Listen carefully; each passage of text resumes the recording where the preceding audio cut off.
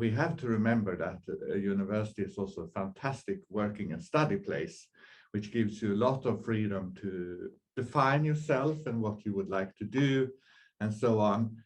So today it's about discrimination and harassment, and that's a thing that I've been working on since late last century, actually. And so first of all, when I've also have a background working with international affairs, welcoming and sending out physics and other students around the world.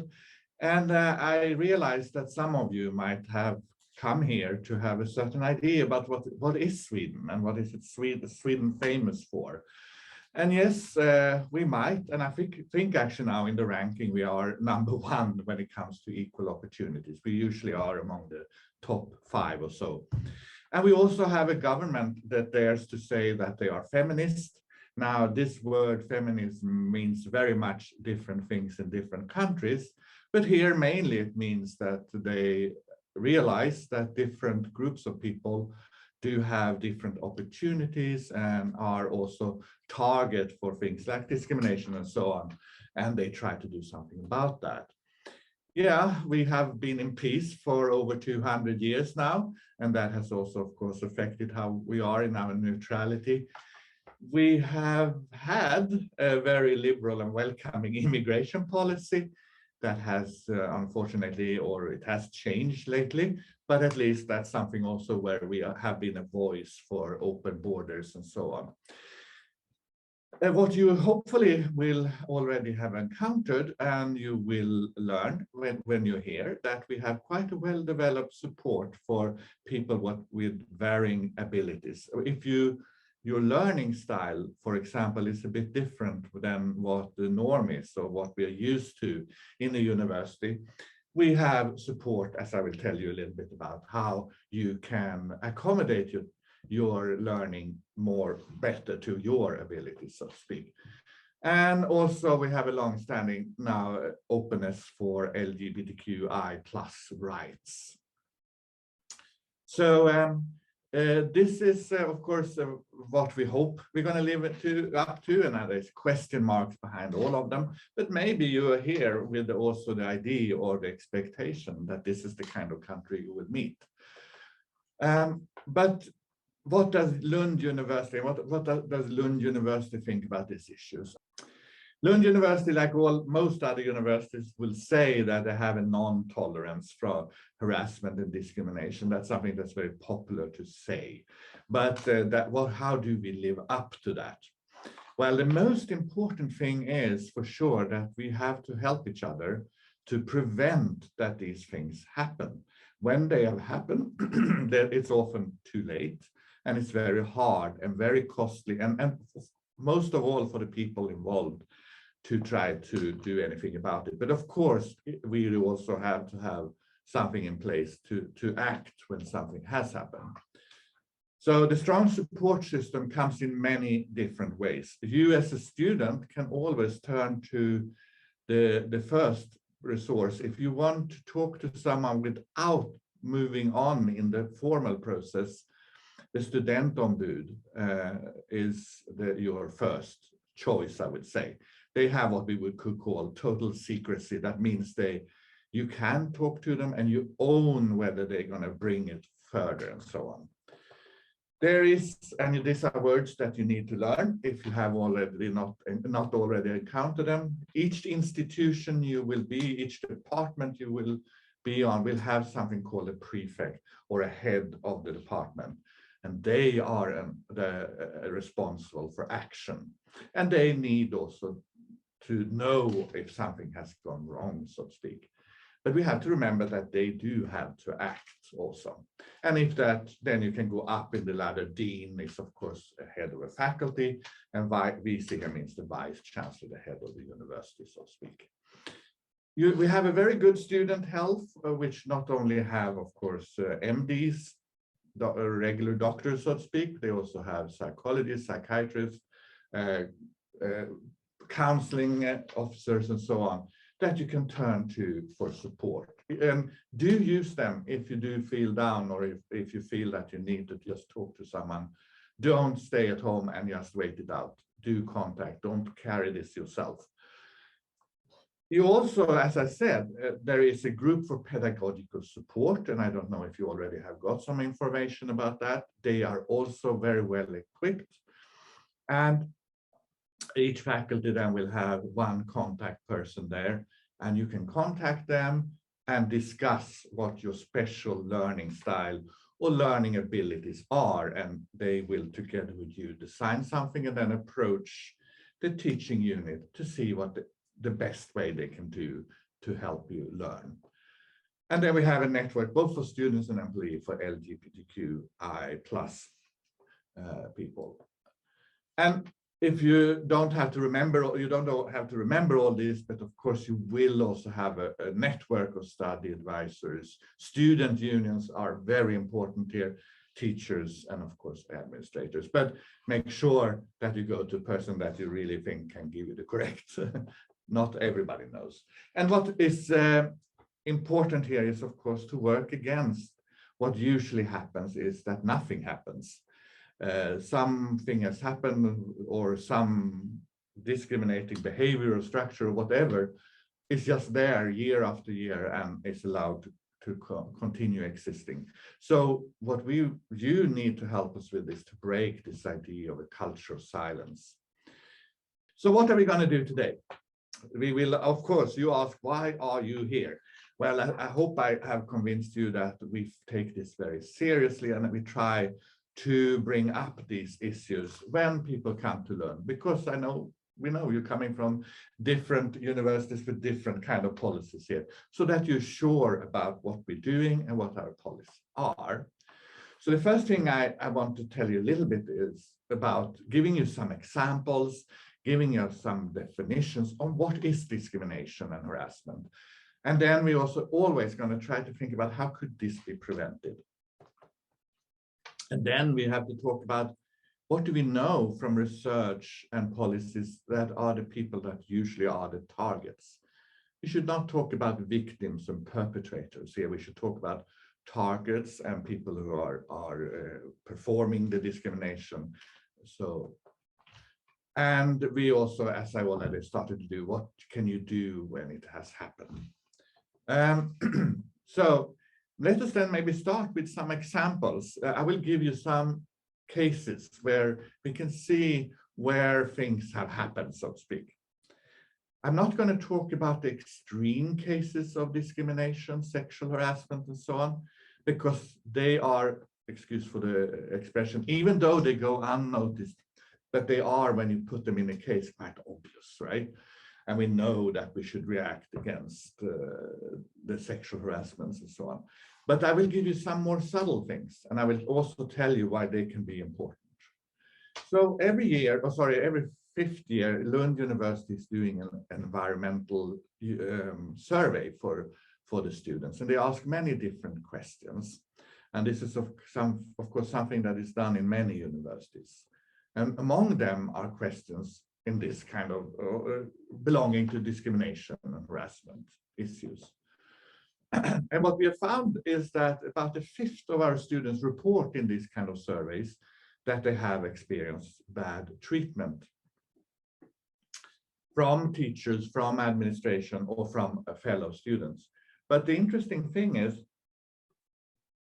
this is not evenly distributed among students. For example, then 80% of these experiences are women. So that means that we know this from here and from others, that there is kind of certain targets that experience more bad treatment, so to speak. You can also say that 6% have felt offended. And it's only about, this is very important, that it's only about a fifth, 1 out of 5, that is actually doing anything about their experience. Talking to the person, the perpetrator, so to speak, talking to the student health, talking to the management, or anyone.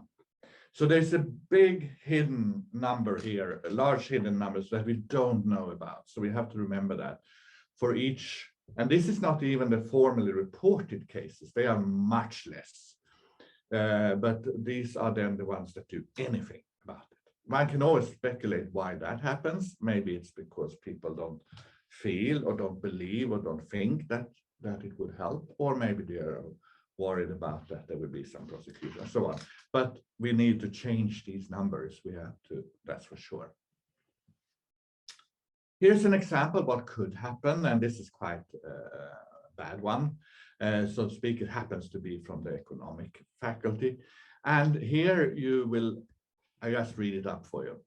So one lecturer, aged between 50 and 60, addresses girls, I should say women, but this is the words of the person reporting it, in general as little miss, and constantly disregards questions and answers on the grounds that we are going to take maternity leave and not have careers anyway.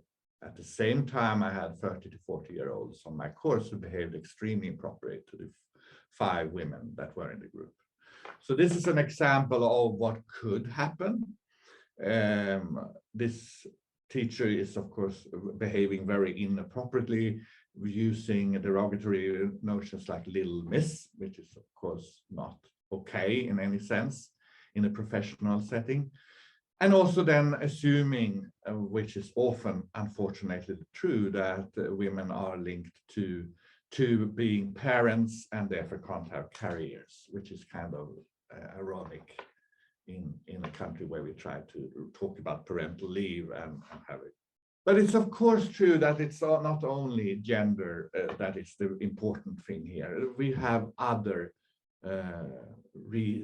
grounds for discrimination for sure, but it is quite hard to do research and surveys, most of all, to ask people about these things linked to other things like ethnicity or religion or sexual orientation, because we simply can't not directly ask about those things when we make a survey.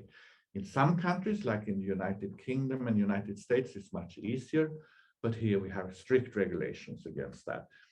But we know that what is true for one of them is also true for the other. There's similar patterns, what's going on. The ridiculing comes back. The assumptions of what people are like and what they're going to do with their lives just because they belong to a group comes back. We can do surveys, and one that can do surveys in Sweden, for example, that is what we have a specific statistical authority, and they be working against with the universities, of course, to study what is happening. And one group they have looked at is the PhD students. I know that you are undergraduate students, but at least you're going to meet a lot of PhD students, and it's an interesting case with PhD students because they are usually one student, one teacher in the interacting, and you might be in such situations too. So it's recognized that it could be a situation where things can happen, so to speak. So I hope you can read this diagram. This is a doctoral survey that was done in 2016. It's all universities in Sweden. And I should also say that similar numbers you have from other countries in Europe. So you have for each of these grounds of discrimination, you have 3 bars. The left one is the average. The middle one, it's for men, and the right one, it's for represents women. And the question is, have you experienced discrimination and on what ground? So this is a self-reported discrimination, so to speak. So if you start here with the sex discrimination because of sex, you can, or we should say maybe gender, that 23, almost 25%, almost a quarter of the women report to have experienced this. And while it's only then 4%, but it's also, of course, a severe number with 4%, but this difference is big. So this is a big environmental hazard, so to speak, in the universities, and we need to work on and counteract. You will see also that there is discrimination due to identity. I will come back to what that implies. Ethnicity, which is not gendered so much, but about 10% of the PhD students said that they experienced discrimination on the ground of this ethnicity. And then comes religion, sexual orientation, varying abilities, and age. So these numbers are not, especially if you think about some of them in the middle here, we know from research are directed against minorities. We know that already there's a small portion of the PhD students that belong to the ones that are usually in minoritized position. And then these numbers become, for sure, significant. And what could students experience? What kind of discrimination do they report when they give examples?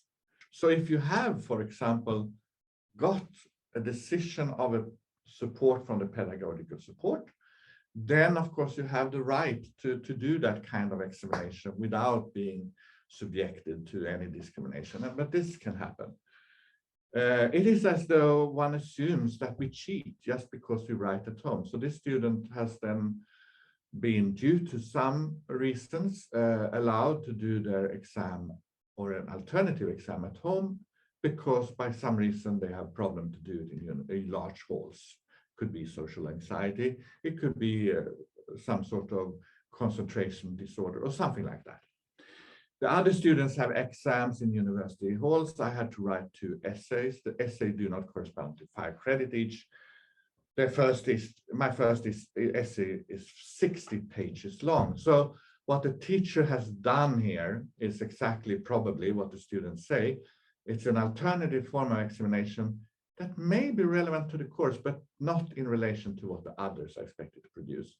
So sometimes I feel, when we've gone through the procedure of deciding on this kind of actions, teachers might still tend, or other fellow students might still tend to act as if it was not fair. But so this we have to be careful not falling into that trap. What is reported from the LGBT students? Well, many things we know and we have heard. Here's just one example. And this is the word by the students. So it's verbatim. It's strange because it is as though I weren't here. I feel terribly lonely as a homosexual woman. There must be more of us here. And this is an engineering school. There's such a strange absence of anything to do with these issues, homo, bisexuality. This makes it strange for me, both in my social contacts and in the lectures. If it were more visible, I would feel more comfortable. Sometimes when I talk about these issues, people tend to say, why should we talk about this? Why should we talk about sexual orientation? We do not have any problem with that. But maybe this example and similar examples we show we should not be worried about talking about it. That maybe is exactly what we need to do.